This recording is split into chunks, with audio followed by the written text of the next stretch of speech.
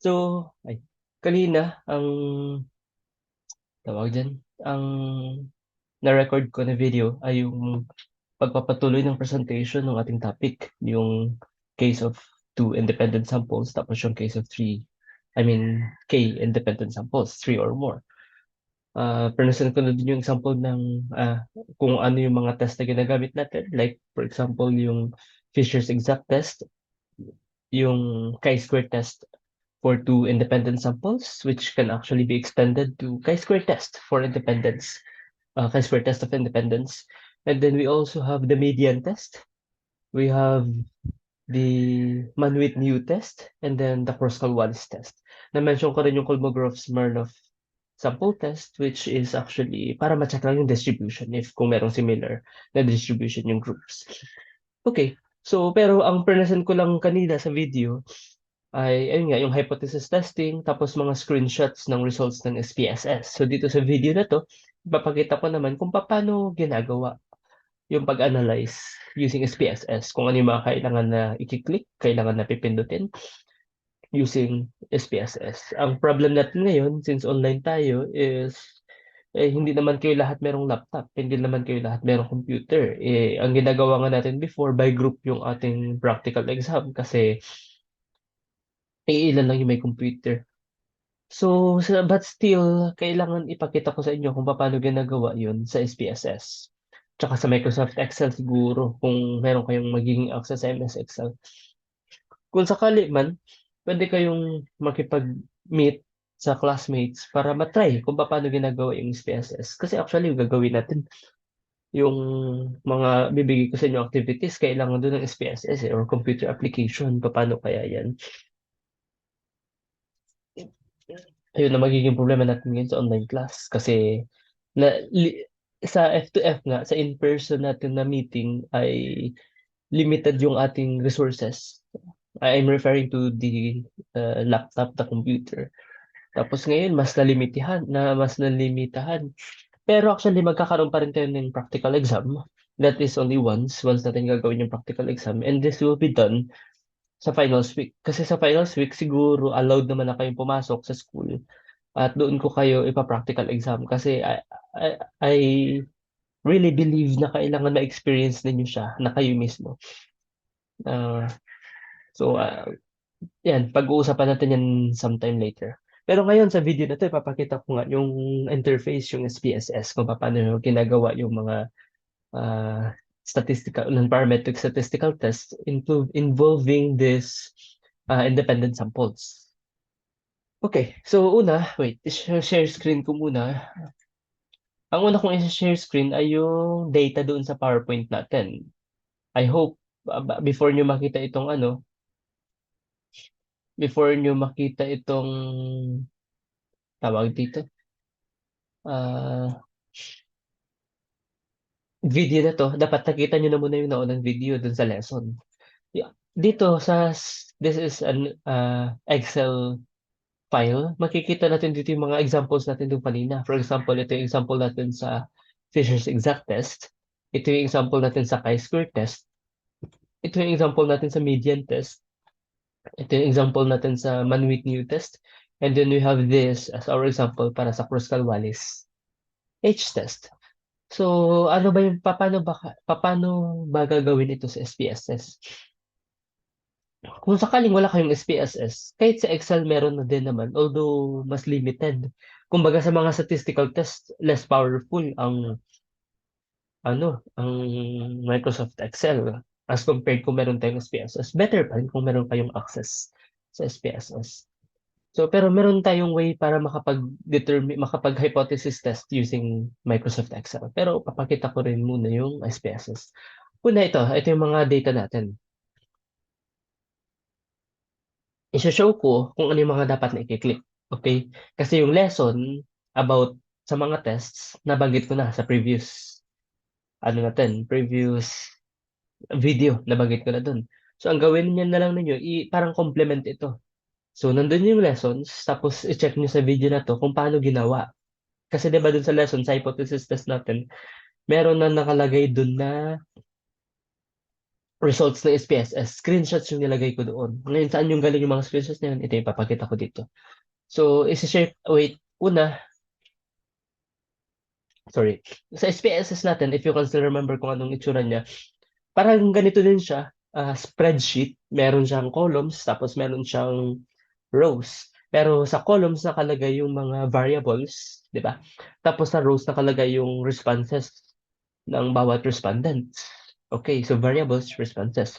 Tapos, ang ini-input natin na data doon ay mga numerical, mga numbers. Kahit na categorical yung data natin, kailangan nating mag-code. Gagamit tayo ng coding system, ng code, para ma-represent yung categorical, yung mga categories ng numbers. For example, yung male, female dito, or men, women. Ngayon kung male, female ito, para ano tayo, consistent. Yung male-female dito, instead na male-female yung i-input ko sa SPSS, ang ilalagay ko ay yung code. Either 12, 10, or kahit alin. So, una, kung ito ang given na data natin, halimbawa ito yung data. This is the raw data. Tawagin ko tong raw data. Kasi ito mismo yung data na nakuha talaga natin sa respondents. So uh, by respondent na presentation. Anong ibig ko sabihin yan? Sa ganitong way, sa ganitong table, makikita ko yung responses ng bawat respondents. So, halimbawa sa sex, ang response ni respondent 1 ay male, ang score niya sa scale ay 30, tapos positive attitude yun. So, ayan, may respondent. Pwede kasing ang given na lang sa atin ay contingency table. Halimbawa ito, this is the contingency table. Sa contingency table na to, this is simplified, pero hindi na to raw data. This is already a treated data. Kumbaga, inorganize ko na yung data para magkaroon ng contingency table. Kaya lang dito sa ganitong table, which is the contingency table na to, hindi ko na dyan alam yung sagot per respondent. Halimbawa sa respondent, sino nakalagay na dito yung frequencies kung ilan yung male na nag-respond ng positive or yung male na positive ang attitude. Pero yung per respondent, halimbawa sa respondent 18, ano ba siya dyan? Female ba siya? Respondent 10. Dito, alam ko na si respondent 10 ay female with positive attitude. Pero dito, hindi ko ma-identify kung ano si respondent 18. So, ang pwedeng makuha nyo kasing data ay ganito, which is raw data na yung mismong sagot ng per respondent, or baka ang makuha na ninyo or ibigay na given sa inyo ay ito na yung nakakontingent sa table niyo. So dapat alam natin kung paano yan ini-input sa SPSS. Unahin ko ito kasi ito yung mas madali at ito yung mas familiar sa atin, yung by respondent. Sabi ko nga, hindi tayo doon maglalagay sa SPSS ng categories. Ilalagay natin doon yung codes. So, halimbawa, maglagay tayo ng code na 1 for male, or gawin kong 2 for male, 1 for female. Tapos sa attitude naman, sabihin kong 2 for positive, tapos 1 for negative. Take note ha, sa code, it does not matter kung ano yung gagamitin ko dyan. Kung gamitin ko tong 20 tapos 1 or 17 tapos 8, it does not matter. Coding lang naman yun. Hindi naman talaga siya number. Ang ibig ko sabihin, no, kung gawin ko tong 12 tapos 2, o at least, pag makakita ko ng 12, basta alam ko na male yung nare-represent niya, okay lang din yun. Kasi coding lang naman ito. Hindi naman talaga siya as numbers. Okay. Pwede nga 10, 01, 10 or 01, does not matter. So ayan, so halimbawa, lipat ko to muna dito, yung sex, yung variable na sex at yung attitude. So ngayon, paano ko to ipe-present? Yung male, dapat gagawin ko tong mga 2. So lalagay ko dito 2, 2, 2, 2, 2, 2, 2. Tapos yung female, gagawin kong 1. Pero yung ganitong technique na paisa-isa, matagal yan. Siguro dito sa given natin, madali kasi there are only 11 respondents. What if you have 111 respondents? Magtatsaga ka ba ng paisa-isang ganyan? Tapos sa attitude pa, matagal yung ganyan.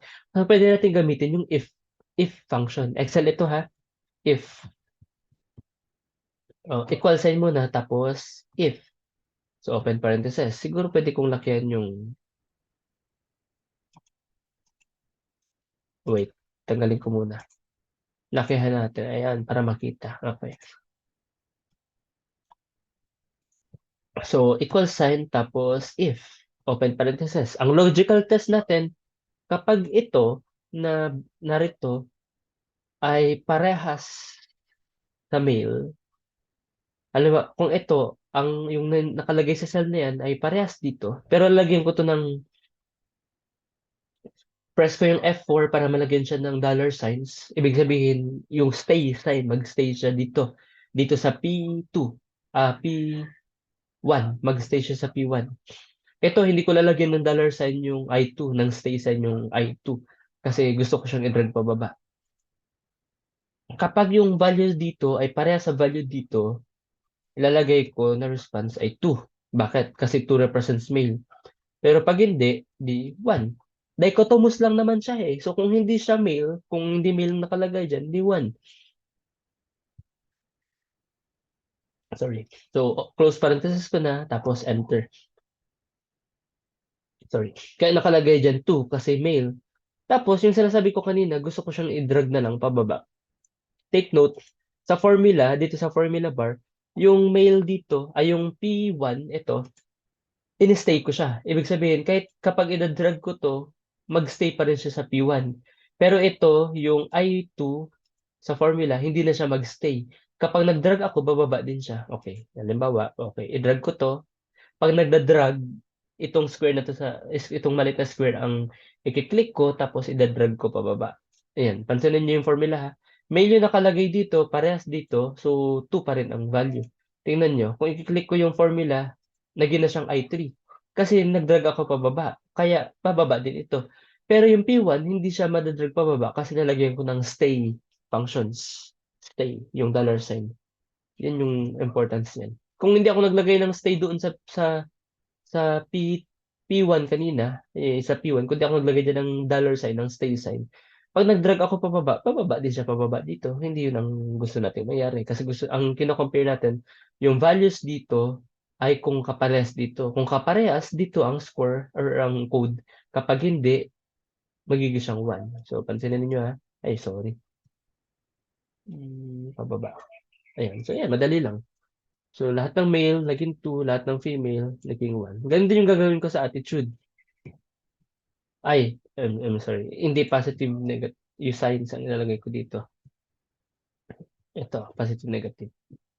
Kasi yan yung i-compare ko eh. Okay, so dito sa attitude naman, equal sign. If yung narito, ito, ay kaparehas sa narito, lagyan ko ng dollar sign F4. Click ko yung F4 para mag-dollar sign. Open parenthesis. Kung parehas sila, 2. Kasi 2 yung positive. Kapag hindi sa parehas, 1. Kasi 1 sa negative. Ayan. I-drag ko na lang pababa. Ayan. So, yung positive, magiging 2. Yung positive 2. Yung negative, naging 1. Ayan. Ito mga negative, kaya puro 2, 1. Tapos positive, negative, 2, 1. Ayan. So, i-ano ko na lang to. Ika-copy ko doon sa, ay, ano ba ang naka-share screen? Okay. So, ika-copy ko to doon sa SPSS. Copy ko to. Tapos, paste ko doon sa SPSS. Nasaan na yung SPSS? Ito. Paste. Kaya lang, wait. Mag-new share screen ako. Ano ba mag-new share? New share screen. New share. Kasi pupunta na ako dun sa SPSS. Ayan. So, dapat ang nakikita nyo na this time ay yung SPSS. Wait, nakapik yung attitude tsaka yung ganun. Mali. Mali, mali, mali. Tanggalin ko to. Iakyat ko to. Ayan. So, nakalagay na tuloy dito string. Hindi ang string. String ba yun? Cancel. Ulitin ko nga. Delete ko to. Tapos, copy ko yung nasa PowerPoint. Ay, yung nasa Excel. Sa data.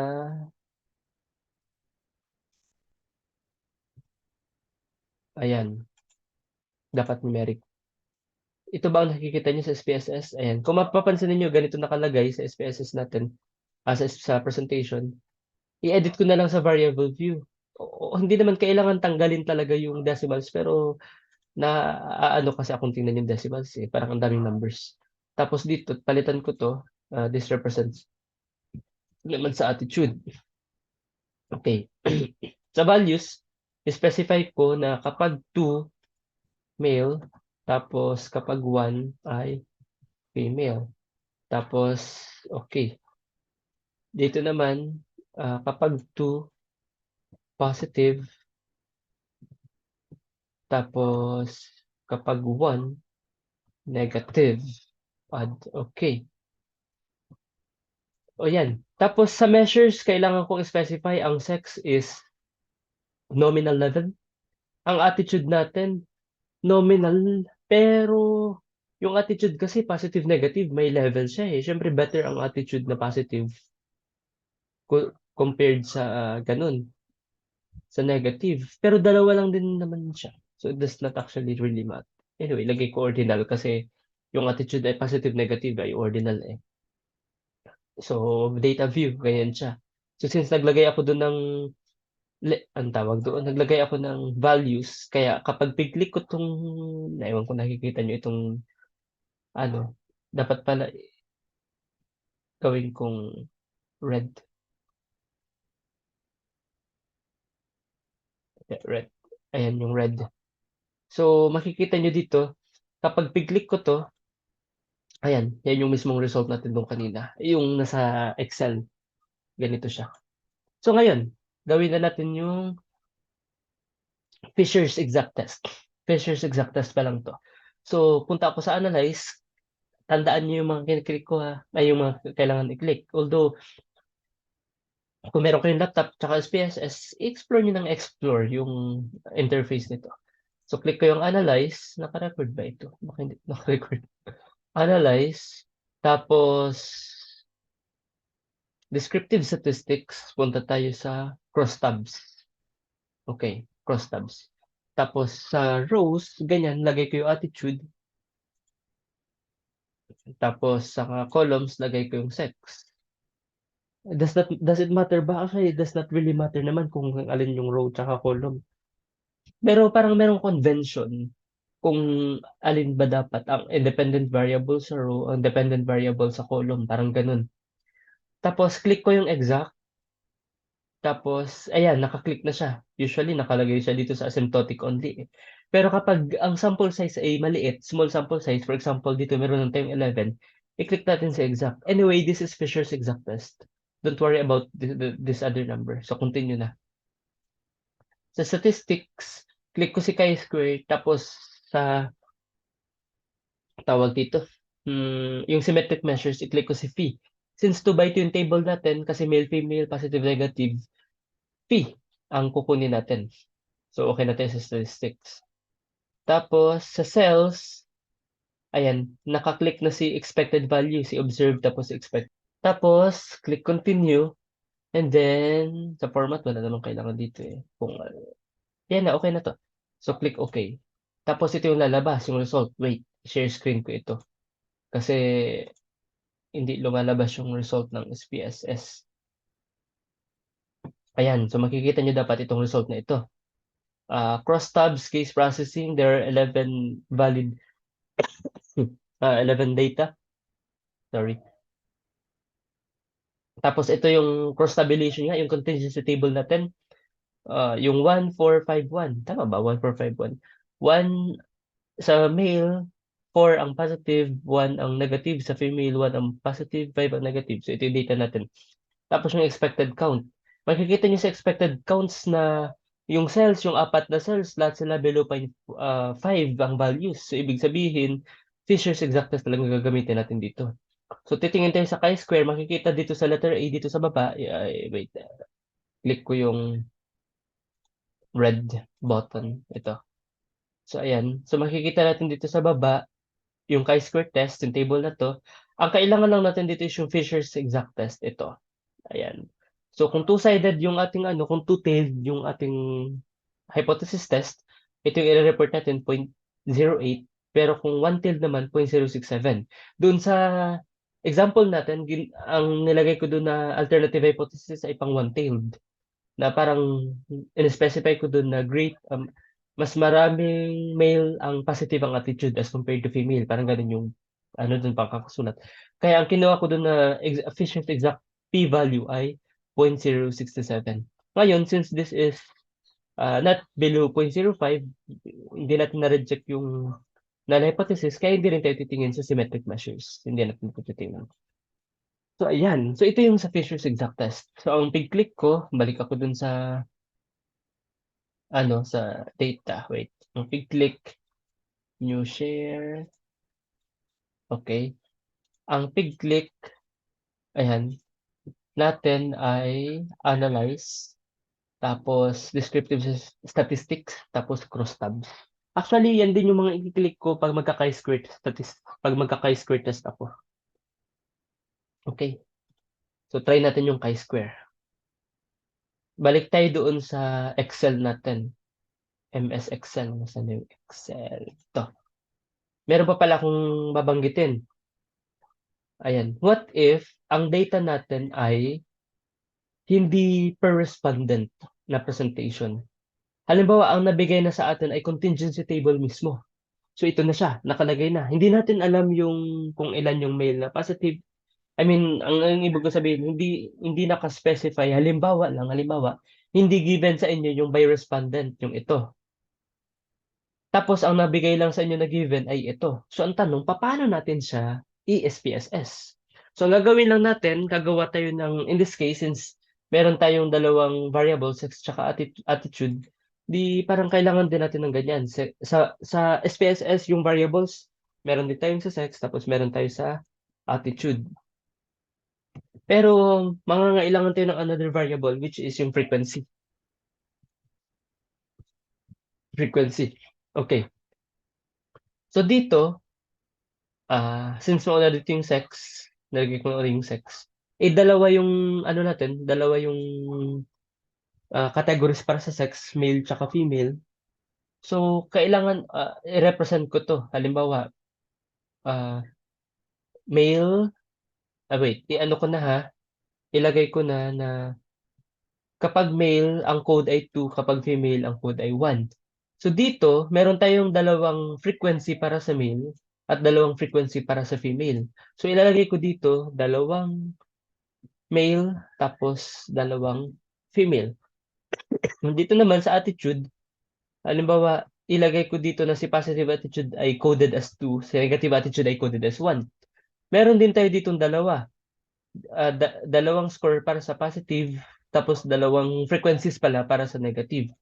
So, yung isa, male, positive, so lalagay ko dito 2. Tapos, ito male, positive, so lalagay ko dito 2. Tapos, sa positive, ay itong to, dalawang male to, di ba? Itong under ng sex, ito yung dalawang male. Ito siya. So, sa attitude, 2-1, lalagay ko dito 2-1. Ibig sabihin nito, yung male na positive attitude, male na negative attitude. Same, ganun din sa female. Yung female na positive attitude, kaya ilalagay ko dito 2. Tapos yung female na negative attitude, kaya ilalagay ko dito 1. Tapos ilalagay ko na dito yung frequencies. Yung positive male, 4 ang frequency. Yung male negative, 1 ang frequency. Yung female positive, 1 ang frequency. Tapos yung female na negative, 5 ang frequency. So, yan, parang medyo komplikado ng konti. Pero actually, madali lang to. So, ang ginawa lang natin, para kasi magamit natin yung SPSS, ganito yung gagawin natin. Ulitin ko ha, kung ang given sa inyo na data ay naka-table na, naka-contingency table na agad. Kung ganito yung given sa inyong data na by respondent, mas madali. Kasi copy-paste ko lang siya doon. Madali na. Kaya lang kapag ang nabigay sa atin ay ganito, kailangan naka-contingency table na siya, kailangan kong gumawa ng ganito din na columns ng sex, ng attitude, tsaka ng frequency. Na kung saan bawat frequency dito ay makakategorize sa kung saan siya belong doon sa dalawang variables. Halimbawa, yung 4, itong 4 ay para siya sa male na positive attitude. Kaya ganito. I hope nakukuha nyo. So, ito yung ikakopy ko na kasi doon sa SPSS. So, lilipat ako sa SPSS.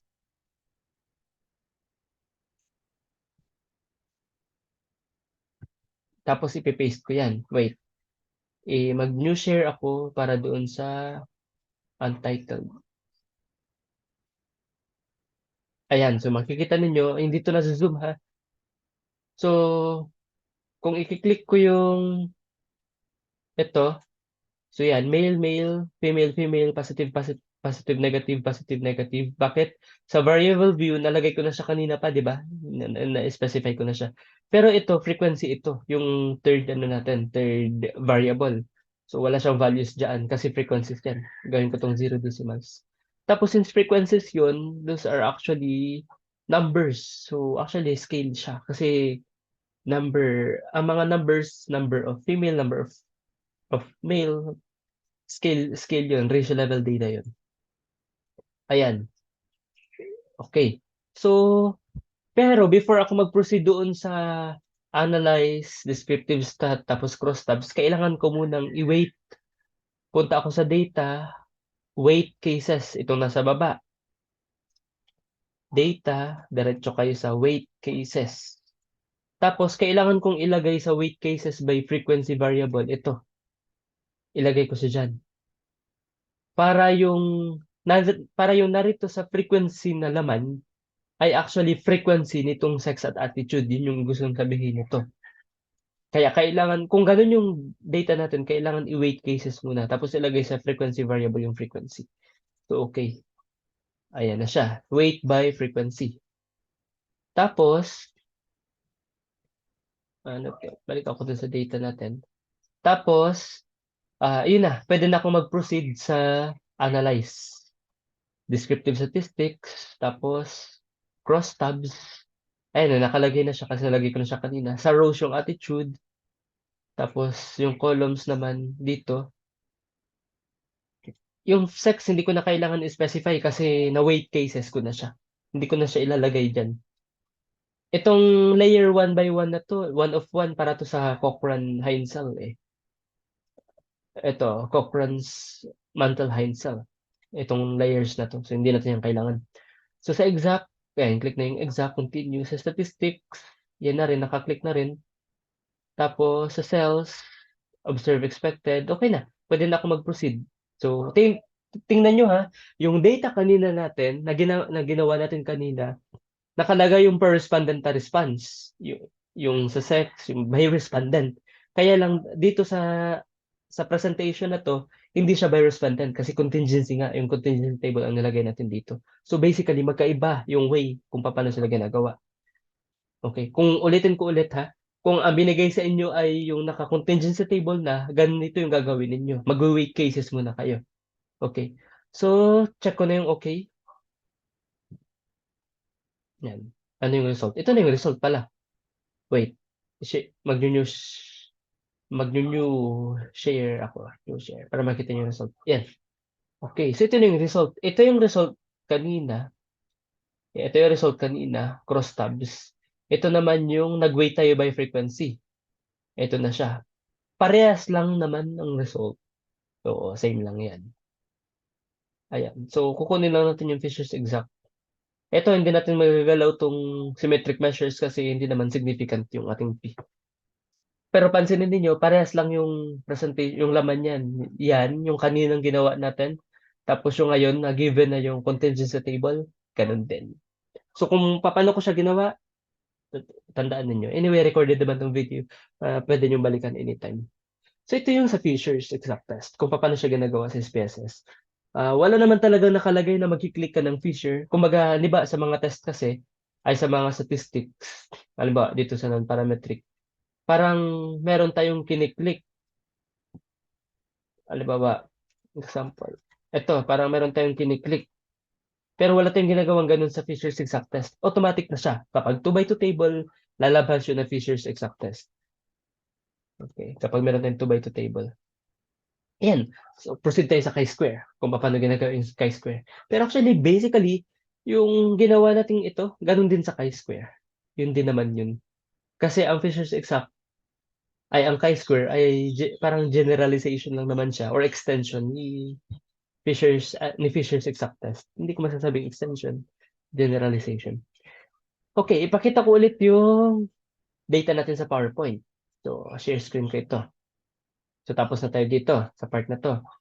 Dito naman tayo sa, ito yung chi-square. Ito yung ginamit natin sa chi-square, yung data sa chi-square. So, ayan, ito yung sinasabi ko sa inyo kanina. What if ang given sa atin ay ganito?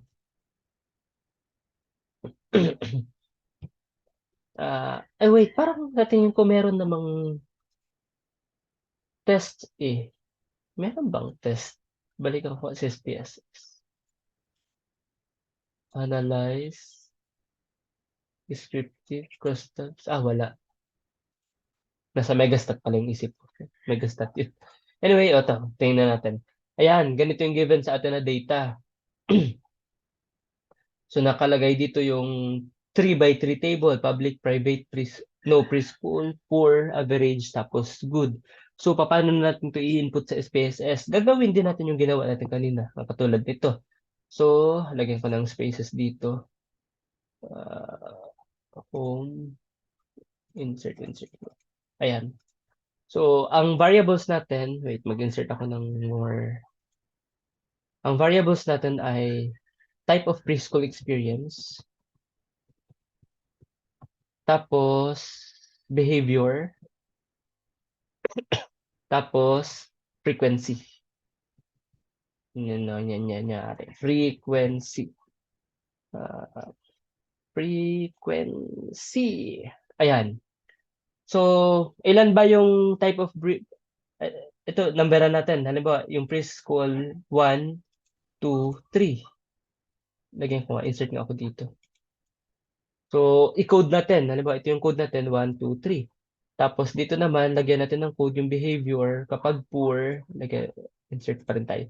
Kapag poor, let's say 1, tapos average to good 3. Okay. So, paano natin siya ilalagay dito? Unahin ko yung type of preschool.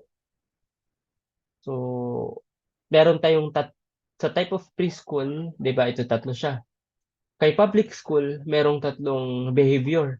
So, maglalagay ako ng tatlong 1 dito. 1, 1, 1, tapos tatlong 2, 2, 2, 2, tapos tatlong 3. Bakit ganyan? Kasi sa public, dito sa 1, may tatlo siya. Ito, 12, 25, tapos 10. Sa private, may tatlo din siya, 6, 12, 0. Sa no preschool, itong tatlo din, 2, 23, tapos 10. Kaya ganyan. Sa behavior kasi, ito ilagay ko na. 1, 2, 3. Ito na yung 1, 2, 3. 1, 2, 3. Ang ibig sabihin nito, public preschool, type of preschool ay public preschool, poor behavior.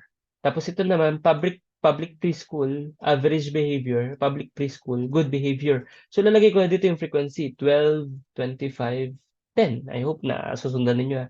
So ibig sabihin nito, there are 12 pupils or students na ang type of preschool ay public tapos poor behavior. O ito yon. Yan yun, di ba? Okay, so actually tuloy ko na lang din to, 1, 2, 3, tapos 1, sorry, 1, 2, 3, tapos lagay ko na lang yung data, 6, 12, 0, tapos 2, 23, tapos 10. Ayan, so ito na yung ilalagay ko sa SPSS. Kakopy ko to, tapos lipat ko sa SPSS. Wait, share screen ko muna.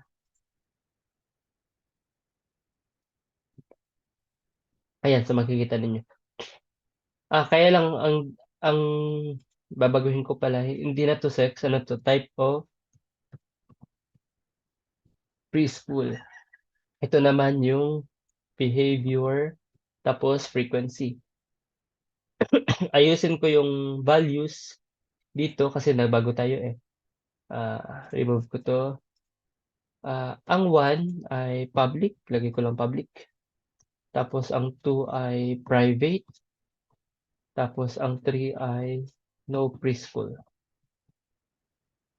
Ito yung values para sa type of preschool. Sa behavior naman, edit ko to. Ang 1 doon ay poor behavior. Tapos ang 2 doon ay average behavior. Tapos Okay na, average. Magdadagdag ako ng isa. 3 yung good behavior. So, okay.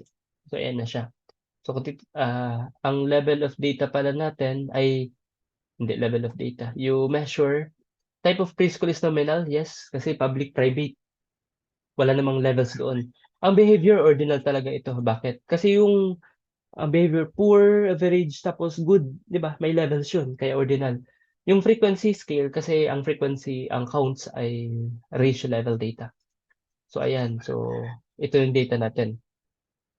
Tapos, ayan, pwede na akong mag-proceed sa analysis. Analyze, descriptive statistics, tapos crosstabs, wait, yung behavior, yung type of preschool, ilagay ko sa rows. Tapos yung behavior, ilagay ko sa columns. Chi-square, okay na to. Okay, tingnan natin ha. Okay, nag-input tayo ng ganito, mag-weight ng cases. Yan. Ilalagay lang natin yung frequency dito kasi dapat nakaganyan siya kanina. So, ilalagay natin siya as frequency variable. Okay. Tapos, ito na yung result. Pag nag-analyze tayo, share screen ako. Share screen, output, share.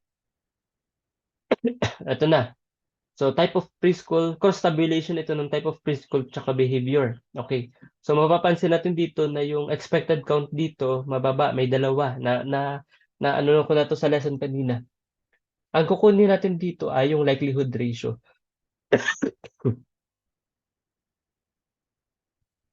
Ayan, yung likelihood ratio. So, ayan, since merong violation dito na yung number of cells lumampas to sa 20%, kaya ang nare-report natin ay hindi ito, kundi itong likelihood ratio, yan yung represent natin. So, exact tayo kasi maliit ang sample size. Ilan lang ba ito? Ay, 100. Ay, malaki pala to. 100 ang sample size na to, di ba? Oo. So, pwede nating i-report instead yung asymptotic. Ito, oo nga no. Kasi malaki ang sample size niya. Asymptotic significance, itong ipinareport natin. So, likelihood ratio 16.042 tapos 0.003. Ano bang nakalagay ko dun sa lesson? Anyway, parehas lang naman sila eh. I mean, the decision is the same. Does not really matter much. Kasi parehas lang naman silang point P less than 0.05. Yun ang kailangan natin sa report. Tapos nakalagay dito yung symmetric measures. Kukunin natin yung Kramer's V na 0.240. Bakit? Kasi significant siya eh. Since significant yung result ng chi-square, tsaka tayo titingin sa symmetric measures. Specifically, si Kramer's V yung titingnan natin, hindi si phi. Si phi pang 2 by 2. 3 by 3 yung ating table. Kaya si Kramer's V ang kukunin natin. So, ayan. So, balik ako dun sa dataset natin sa SPS, sa Excel. Okay, so ayan, nagawa na natin ito, yung chi-square. Ngayon, ito naman yung median test. Paano gagawin si median test? So, para malagay ko tong median ito sa SPSS, kailangan nakatayo siya. Kasi, di ba, pag ganun, para sa private, alin ba yung public dito? Dito yung public. Ay, hindi.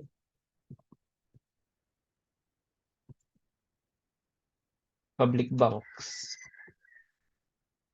Anyway, madali lang magpatayo ng ano nito. So, select ko lang, copy, control C, tapos ito, transpose. Actually, ang kailangan natin na data, I mean, 'di ba, ito yung ating IV, independent variable, tapos ito naman yung ating dependent variable, yung DV. So, bale, ang ilalagay lang natin actually talaga doon, I mean, ang ilalagay natin sa SPSS ay yung mga variables. So, ang variable natin is type of bank, kung nasaan yung employee, tapos course, dun sa motivation. Okay? So, ito, i-label natin. Yung mga private bank, i-label natin as 1, i-code. Tapos yung public bank, yung mga employees na galing sa public banks, i-label natin as 2. So ito, lahat ito na score, kakopy ko to ha, kakopy ko to dito sa scores. Lahat ito ay from private bank. So lalagay ko ditong label ay code ay 1. Ayan. Tapos ito naman, lahat ito galing sa public banks. So, i-paste ko siya dito para dire-diretso siya. Pero, ang code ko dito para sa bank ay lahat, sorry, 2. Ayan. So, okay. So, type of bank, tapos scores. Ito na yung scores. Ito yung ikakopy ko doon sa ating SPSS. So, copy ko to. Tapos, lipat ko doon sa SPSS. Okay, ito na ba yung nakikita dyan? Yes. So, sa variable, palitan natin. Ito yung type of bank. So, lagay ko dito type of bank.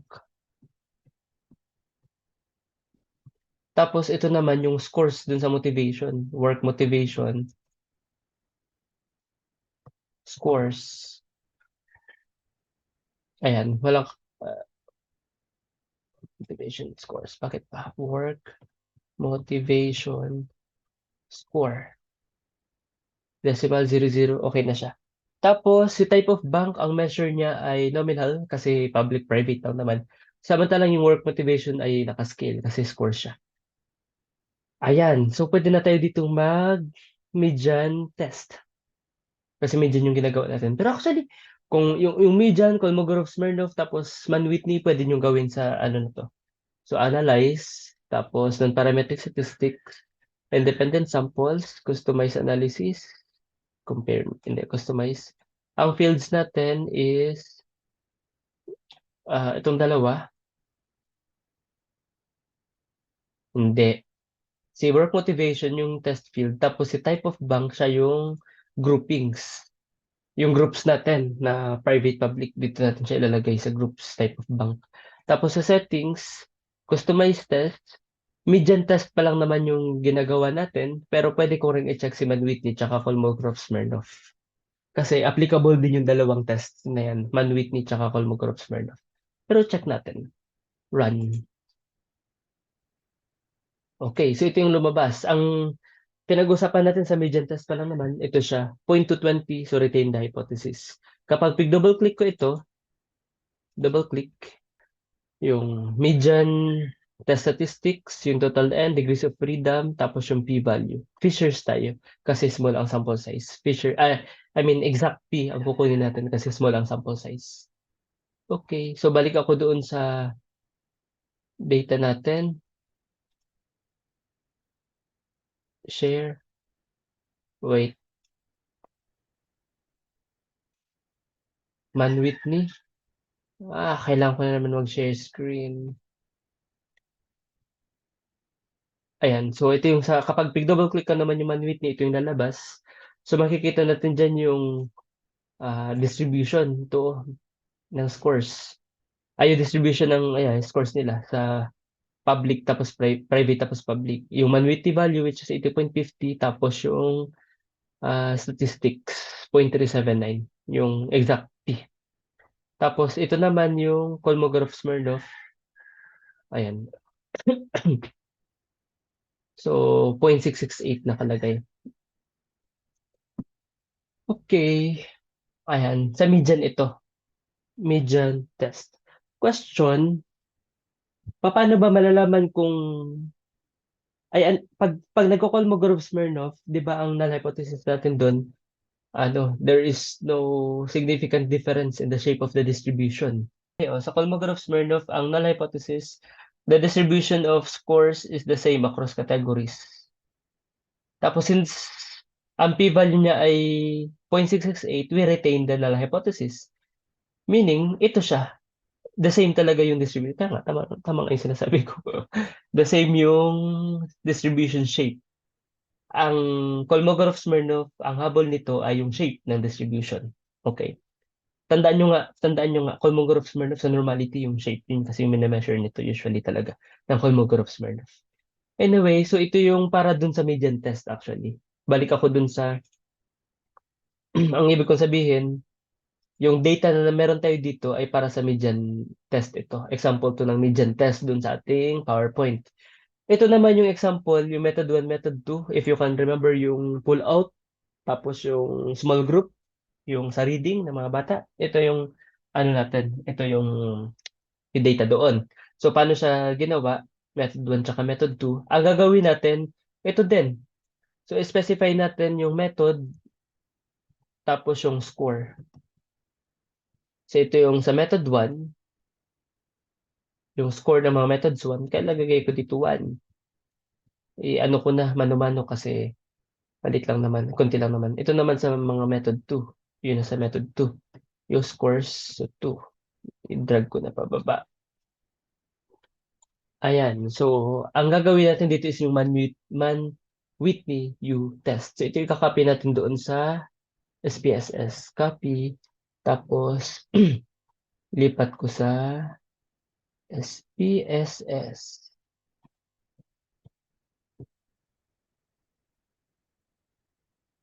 Share screen. Okay. So, ito na siya. Ay, wait. Yan, ito na siya. Ay, bakit ang dami? Hanggang ilan ba yun? Hanggang 7. Hanggang ano lang.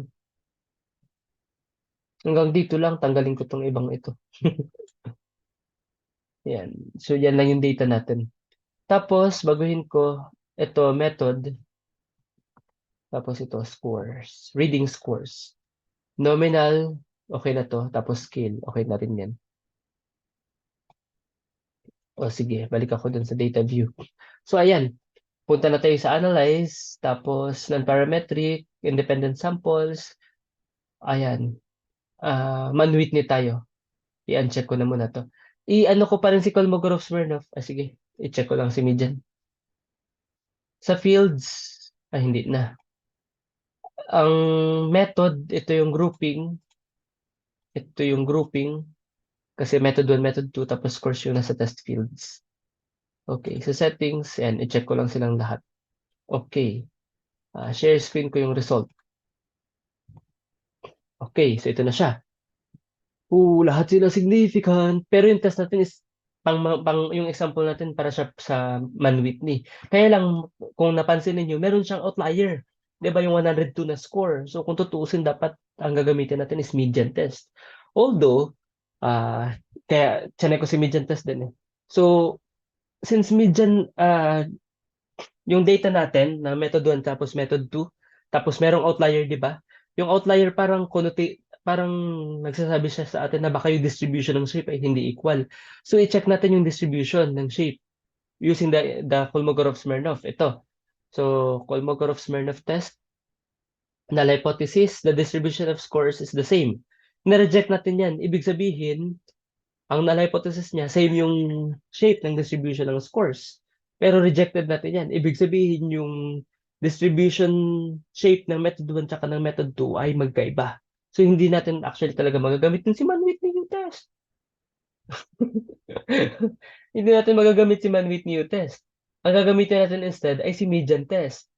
Kaya lang, di ba, ang dami nating consideration. Di ba, nabanggit ko na sa inyo dati, na si median test ay less powerful as compared kay Man-Whitney U test. So kung halimbawa, parehas natin silang tinest, tapos parehas lang naman yung result, in this case, parehas silang rejected na hypothesis, ang better na i-report ko pa rin ay si Man-Whitney. Bakit? Kasi si median test ay less powerful kay Man-Whitney U test. We prefer the more powerful test. So, kahit na nabanggit ko kanina na ginagamit natin si median kapag may mga outliers, ginagamit natin si median test kapag ay dapat assumption is same ang distribution shape.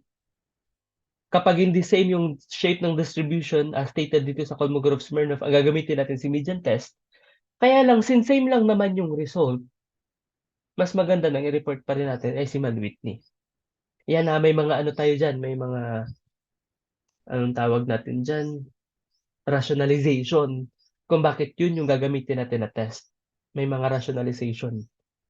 So, still, ang magandang i-report pa rin ay si Man-Whitney U test. Okay. Pwede rin na-report natin sila lahat. Di, okay lang naman. Anyway, so, yan yung result. Pag click ko ito, lalabas yung mga, ano ba, pag click ko si Man Whitney, Ayan, ito yung result. Kaya lang hindi nyo pakita. Mag-new share muna ako para makita nyo yung model viewer. Ayan. Oh, ito yung result ay median pala ito. Mann-Whitney. Ito yung result ng Mann-Whitney. Ayan. Okay. Okay, so proceed na ako sa Kruskal-Wallis. So, punta ako doon para mabilis lang tayo dito mag-record. PowerPoint data, share. Ito. So, dito na tayo sa Kruskal-Wallis test. Ito yung ating data sa Kruskal-Wallis. Ngayon, kailangan na naman natin gumawa ng ganito, parang ganito. So, dito, ang variables na involved dito ay social interaction and self-confidence, level of self-confidence. So, lalagay tayo dito, social interaction type, tapos level of self-confidence. Confidence. Okay. So, sa social interaction type, lagay kong, sige, 3, 2, 1 ito, 3, 2, 1, kasi high 3. Tapos, oh, ito, sa level of self-confidence, lagay ko dito siya, so lahat to 3. Okay, tapos ito naman yung mga medium, ito naman yung mga 2. Tapos, yung low, ito yung mga 1. So, there are a total of 17 respondents dito. Ito yung scores ng 17 respondents. So, ito yung ilalagay na natin doon sa ating SPSS. Hindi ito hindi yan. So, baka ang lalagay ninyo, ang variable, high, medium, low, tapos nakaganyan, hindi ka doon makakapag-cross kalwalis or Mann-Whitney test. Kahit itry ninyo na ganito yung ilagay ninyong dataset, tapos ang nakalagay na label sa variable, high, medium, low, tapos mag-ano kayo, hahanapan kayo ng grouping variable eh. Ito yung grouping variable natin, yung social interaction. O sige, i-copy ko na to ha. Copy ko to dun sa ating SPSS. Nasaan na yun? Ito.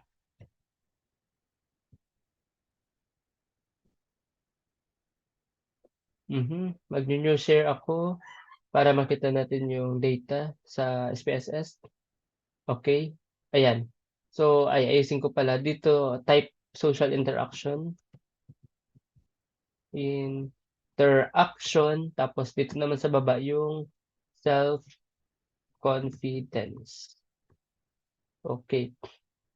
Dito sa social interaction, nominal siya kasi yung 3, ang ibig sabihin nun ay high. Yung 2, ang ibig sabihin nun ay uh, ano ba? High. Average ba nakalagay dun? Kalimutan ko. High, medium, tapos low pala. Medium. Tapos ito naman is low. Okay. Naka-record pa ba ito? Okay. Ayan. Sa scores, wala akong kailangan ilagay. So ito na siya. Data view. Ayan. Tapos sunod, ayun na, punta na ako sa Kruskal-Wallis test. Analyze non-parametric statistics, independent samples, tapos subjective, customized analysis sa fields. Wala na to kasi nagbago na to. Ang grouping variable natin ay social interaction. Naka-nominal dapat siya. Tapos sa test field naman yung scores dun sa self-confidence. Tapos sa settings, tanggalin ko to mga to kasi Kruskal-Wallis yung gagamitin natin. Ayan, Kruskal-Wallis.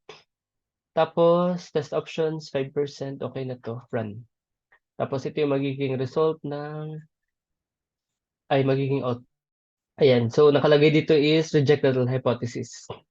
Anyway, nandun naman sa previous video yung ano nito, yung interpretation. Tapos, pag double click ko ito, lalabas yung model viewer. Ito, itsura niya. So, ayan, nakalagay yung tatlo. Okay. Tapos ito yung values. Ayan, so yun yung mga kailangan na i-click. Okay, so tingnan niyo sa video ha. I mean, tandaan niyo sa video kung paano nag-i-input ng data sa SPSS. Yun yung tapos kung ano yung mga kailangan na i-click. Actually, yun yung gusto kong ipakita sa mga videos na ito. And that will be all.